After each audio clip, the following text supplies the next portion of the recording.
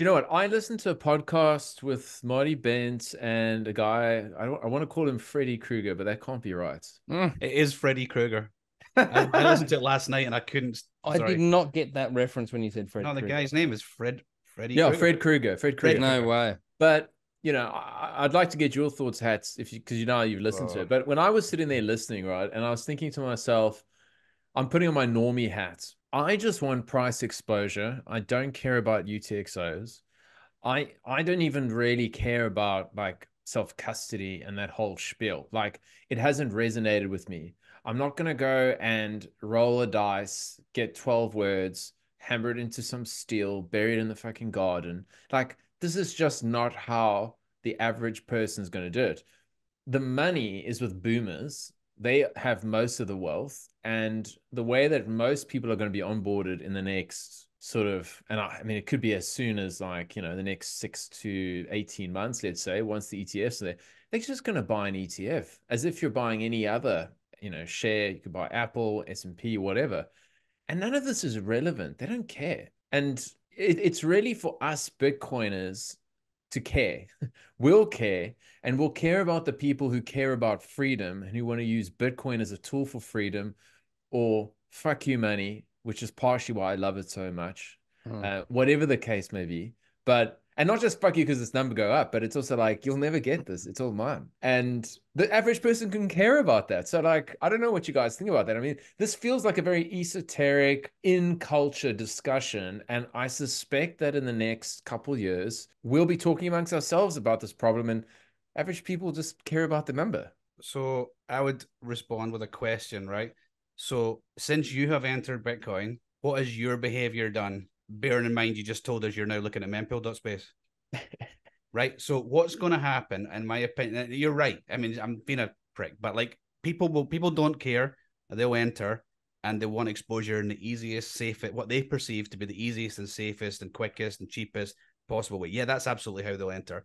But as they learn, and as number goes up, and as they get kicked in the teeth by something going wrong, they will slowly edge towards what is better, what we're trying to advocate for now. But yes, I don't think you can take your average normie off the street and say, if you're not staring at mempool.space 4 hours a day and consolidating UTXOs and DCA and $14 a day because that's the optimum. No, of course not. No. Daz is itching. Daz is itching. Go on then, Daz. No, I agree. Do you know what? I think it depends on your allocation. So if I just take the average boomer and I just got like the hypothetical dad in my mind, my dad, and I go, okay, is my dad going to do 50% allocation? Absolutely not. Would he do a 5? I think that'd be a stretch. If he made a 5% allocation to any individual investment, he might watch it, but it's not going to sit there and consume his time. Maybe he'll learn a bit more. Maybe he'll go further down the rabbit hole, a little bit. You go, oh, wow, this is good for people who, don't have access to technology that enables them to save, et cetera, et cetera. Maybe I'm living in Malawi and I've got horseshit inflation that's murdering me, and now I can actually just save some of my energy into this thing that nobody could confiscate. Yeah, that's nice. But I'm still I've got other stuff going on. So like, I agree with you. I think it depends on your allocation. Like for me, because of the allocation, #RugPal irresponsibly long, you've got to get like familiar with what's potting here. And it fascinates me to no end. And I continue to learn. But if it was a 2% allocation, Hats, I couldn't give a shit, man.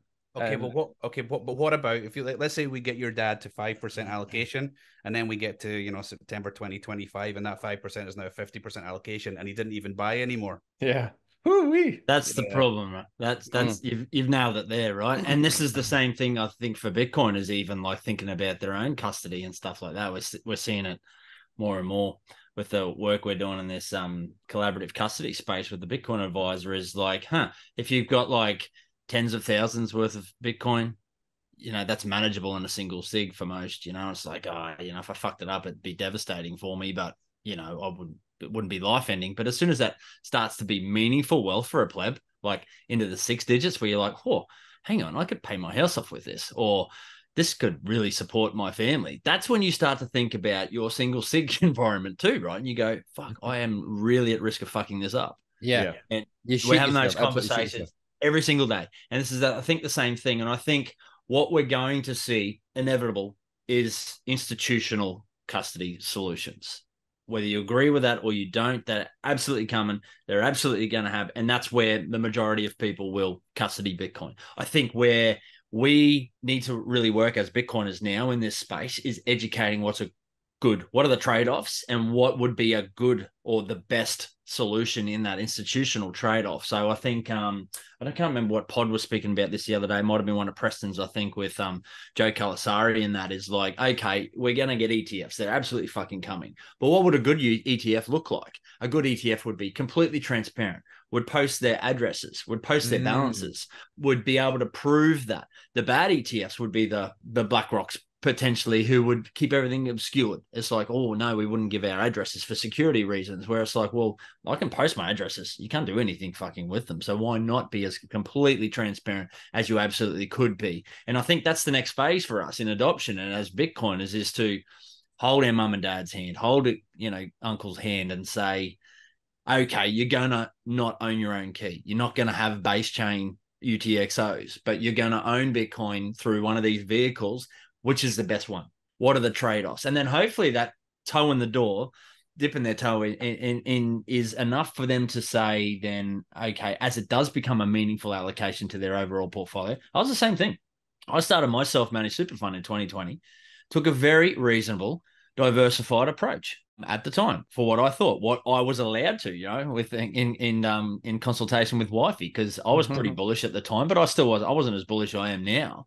So I dipped my toe in, and I wanted to remain married. But the problem is now that allocation is such a larger percentage of my self-managed super fund. I've obviously added to it over time, but now it's quite a considerable percentage of that whole portfolio, but there's nothing else I want to buy. There is nothing else I want to do with that money. I would only want to sell it and buy more Bitcoin.